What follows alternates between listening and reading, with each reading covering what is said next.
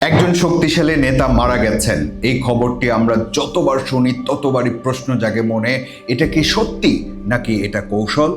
Ayatollah Ali Khamenei মারা গেছেন, এটা ইরান রাষ্ট্রীয়ভাবেই ঘোষণা করেছে। তবুও অনেকের মনে সন্দেহ আছে। এর আগের ভিডিওতে যখন পরিস্থিতি ব্যাখ্যা করছিলাম তখন কারো কারো প্রতিক্রিয়া কেমন ছিল দেখুন। একজন লিখলেন, আয়াতুল্লাহ আলী খামেনি মারা যায়নি, আপনারা হলুদ সাংবাদিক কেন মিথ্যা প্রচার করছেন, উনি বেঁচে আছেন। আরেকজন লিখলেন, খামেনি মারা যায়নি, লুকিয়ে রাখছে, লোকেশন ট্র্যাকিং করবে বলে এই গুজবটা ইরান নিজেই ভাইরাল করেছে। আরেকজন বললেন, কি প্রমাণ আছে আপনাদের কাছে শুনি, প্রমাণ ছাড়াই একটা লোককে মৃত করে দেন। আরেকজন সরাসরি খামেনির মৃতদেহই দেখতে চাইলেন। তার সাথে সুর মিলিয়ে আরেকজন বললেন, যতক্ষণ পর্যন্ত সরাসরি ভিডিও ফুটেজ না আসবে ততক্ষণ পর্যন্ত বিশ্বাস করা কঠিন। আরেকজন ক্ষেপে গিয়ে লিখলেন, আপনি মাতাল নাকি? তারপর আরেকজন বলছেন, ধুর মিয়া, উনি বেঁচে আছেন। এসব মন্তব্য আর বিশ্বাসের কথা শুনলে আমার নিজেরও বিশ্বাস করতে কষ্ট হয় যে আয়াতুল্লাহ আলী খামেনি মারা গেছেন। সন্দেহ ঢোকে মনের ভেতর। ইরানের সুপ্রিম লিডার আলী খামেনিকে নিয়ে গুঞ্জন হোক, অথবা নাৎসি জার্মানির এক নায়ক হিটলারের মৃত্যু, অথবা ইরাকের শাসক সাদ্দাম হোসেনের গ্রেপ্তার, ইতিহাস বলছে ক্ষমতাবান নেতাদের শেষ অধ্যায় কখনোই সরল হয় না। কেন বড় নেতাদের মৃত্যু প্রায়ই দেরিতে ঘোষণা হয়? কেন মানুষ বিশ্বাস করতে চায় না? এর পেছনে কি কি রাজনৈতিক ও মনস্তাত্ত্বিক হিসাব কাজ করে? এসব প্রশ্নের উত্তর খুঁজব এই ভিডিওতে। আমি মঞ্জুরুল করিম আপনাদের স্বাগত জানাচ্ছি প্রেক্ষাপটে। আমেরিকা ইসরায়েলের যৌথ আক্রমণের প্রথম প্রহরেই ইরানের সুপ্রিম লিডার আয়াতুল্লাহ আলী খামেনিকে টার্গেট করে তারা। প্রাথমিকভাবে সেই টার্গেটেড অ্যাটাকে হতাহতের কোনো খবর জানা যায় না। যুদ্ধের সময় গড়াতে থাকে, চারিদিক থেকে আক্রমণ আর প্রতি আক্রমণের খবর আসতে থাকে। তারপর আয়াতুল্লাহ আলী খামেনির পরিণতি নিয়ে মুখ খুললেন ইসরায়েলের প্রধানমন্ত্রী বেনিয়ামিন নেতানিয়াহু। তিনি বললেন, আয়াতুল্লাহ আলী খামেনির নিহত হওয়ার লক্ষণগুলো স্পষ্ট হয়ে উঠছে। তখন ইরানের পররাষ্ট্র মন্ত্রণালয়ের পক্ষ থেকে বলা হলো যে আলী খামেনি বহাল তবিয়তেই আছেন।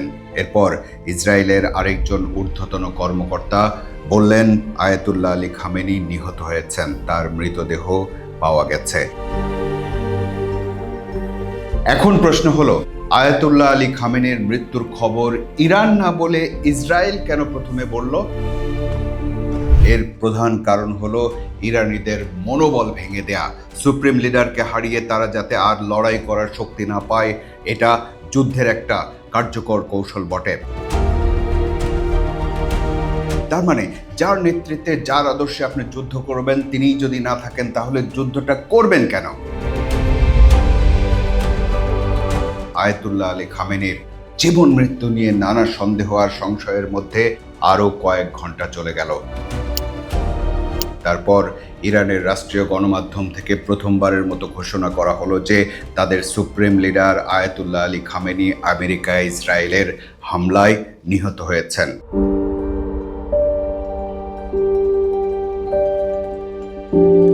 তার জন্য ইরান জুড়ে 40 দিনের শোকও ঘোষণা করা হলো। শুধু আয়াতুল্লাহ আলী খামেনি নয়, জর্ডান ভিত্তিক সংবাদ মাধ্যম রোয়া নিউজ তাদের প্রকাশিত প্রতিবেদনে জানালো যে ওই হামলায় আলী খামেনির পরিবারের একাধিক সদস্য নিহত হয়েছেন। তার মধ্যে আছেন আলী খামেনির মেয়ে, জামাতা, নাতনি এবং পুত্রবধূ। এমনকি ইরানের শীর্ষ পর্যায়ের অনেক নেতাই নিহত হয়েছেন। এরপরও অনেকেই বিশ্বাস করেনি আলী খামেনির মৃত্যুর সংবাদ, এমনকি এখনো করে না। যারা বিশ্বাস করে না তাদের মনেও কিছু যৌক্তিক প্রশ্ন আছে। প্রশ্ন 1, এত ঝুঁকির মধ্যেও আলী খামেনি তার পরিবারের সদস্য আর উচ্চ পর্যায়ের কর্মকর্তারা একসাথে ছিলেন এবং তার বাসভবনে ছিলেন, এটা কি বিশ্বাসযোগ্য? প্রশ্ন 2, যদি আলী খামেনি মারা গিয়ে থাকেন তাহলে তার কোনো ছবি বা ভিডিও কেন প্রকাশ করা হলো না? এই 2 প্রশ্নের উপর ভিত্তি করে অনেকেই মনে করেন আলী খামেনির মৃত্যুর খবর প্রচার করা যেমন আমেরিকা আর ইসরায়েলের একটা কৌশল, তেমনি তার মৃত্যুর খবর ঘোষণা করাটাও ইরানের একটা কৌশল। আয়াতুল্লাহ আলী খামেনির মৃত্যু নিয়ে যখন এত সন্দেহ আর সংশয়, তখন এই ছবিটা ছড়িয়ে পড়ে সামাজিক যোগাযোগ মাধ্যমে।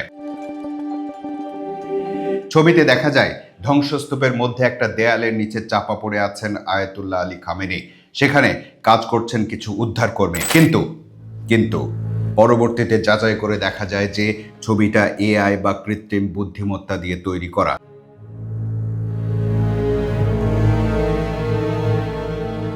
তাহলে তো সন্দেহ আরো দানা বাঁধলো যে ইরানের supreme leader Ayatollah Ali Khamenei আসলেই মারা গেছেন কিনা। খোদ ইরান সরকার যখন ঘোষণা দিয়েছে যে আলী খামেনি মারা গেছেন, তখনও সন্দেহ।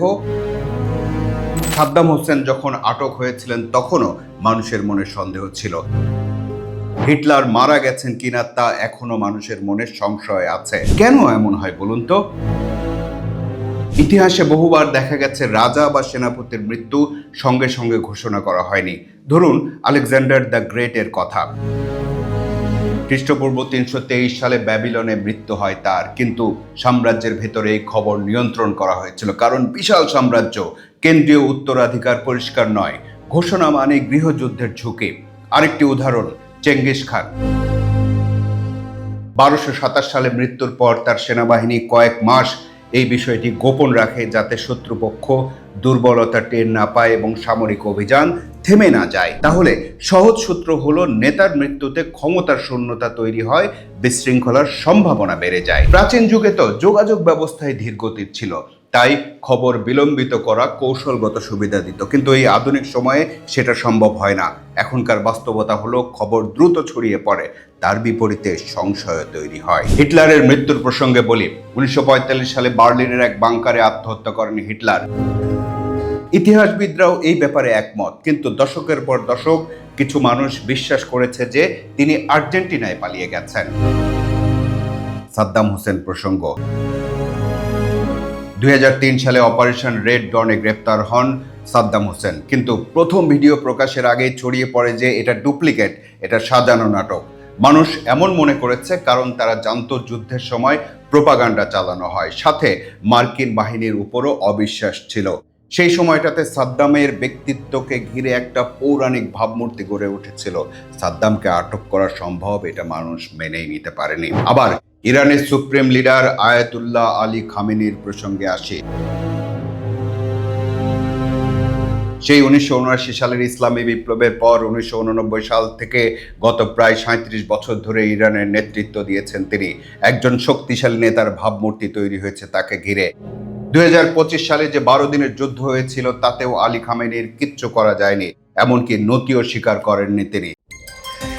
সেই আলী খামেনিকে এত সহজেই হত্যা করা যাবে এটা বিশ্বাস করতে চান না অনেকেই।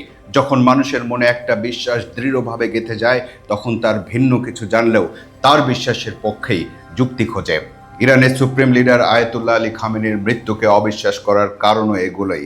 অনেকেই আবার প্রশ্ন করছেন, আলী খামেনি যে ওই সময়টাতে পরিবারের সদস্য আর সভাসদদের নিয়ে ওই বাসভবনে ছিল, সেটা শত্রুপক্ষ জানলো কিভাবে? ভেতরের কেউ নিশ্চয়ই গাদ্দারি করেছে। এ প্রসঙ্গে কিছু তথ্য দিয়ে রাখি আপনাদের।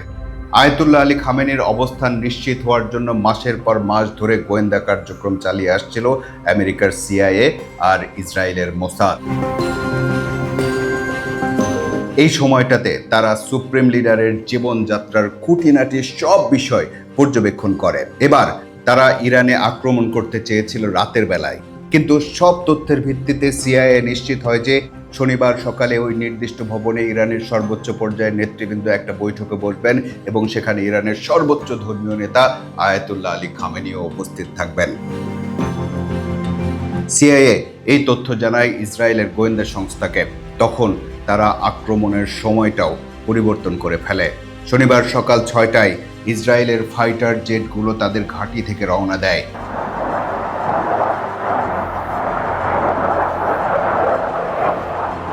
দুই ঘন্টা 5 মিনিট পর সেগুলো তেহরানের আকাশে পৌঁছায়। তেহরানের স্থানীয় সময় তখন 9টা 40 মিনিট। তারপর বোমা ফেলে ওই কম্পাউন্ড ধ্বংস করতে মাত্র 60 সেকেন্ড লেগেছে। আসলে দ্রুততম বা সংক্ষিপ্ত সময়ে যুদ্ধে জেতার কৌশল হিসেবে প্রথমেই তারা ইরানের সুপ্রিম লিডারকে টার্গেট করে। এরপর এক বক্তব্যে মার্কিন প্রেসিডেন্ট ডোনাল্ড ট্রাম্প বলেন, ইরানের মানুষের এখন সময় এসেছে নিজেদের দেশের নিয়ন্ত্রণ নেয়ার। আমি আশা করি ইসলামী বিপ্লবী গার্ড এবং পুলিশ পুরোপুরি দেশপ্রেমিক ইরানিয়ান নাগরিকদের সাথে মিশে যাবে। অর্থাৎ মূল কাজ তো করাই হয়েছে, এখন ইরানের জনগণ যাতে সরকারকে ফেলে দেয়, এটাই হলো ট্রাম্পের মূল বক্তব্য। কিন্তু বাস্তবে তা এখনো হয়নি। ইরান এরই মধ্যে সংযুক্ত আরব আমিরাত, কুয়েত, কাতার, বাহরাইন সহ আশেপাশের কমপক্ষে 8টি দেশে আক্রমণ চালিয়েছে। আমেরিকার সৈন্যের মৃত্যুর খবরও পাওয়া গেছে। ইরাক, লেবানন সহ বিভিন্ন জায়গায় মার্কিন অবস্থানে হামলার খবর পাওয়া যাচ্ছে। এই স্ক্রিপ্ট যখন লিখছিলাম তখন রয়টার্স জানালো কুয়েতে কয়েকটি মার্কিন মিলিটারি এয়ারক্রাফট ধ্বংস হয়েছে। কুয়েতের প্রতিরক্ষা মন্ত্রণালয় থেকে জানানো হয়েছে সংঘাত পুরো মধ্যপ্রাচ্য জুড়ে ছড়িয়ে পড়ছে। সবশেষে বলাই যায় যে আয়াতুল্লাহ আলী খামেনিকে হত্যা করে যা অর্জন করতে চেয়েছিল ইসরায়েল আর আমেরিকা, তা অর্জন করা হয়তো এত সহজ হবে না।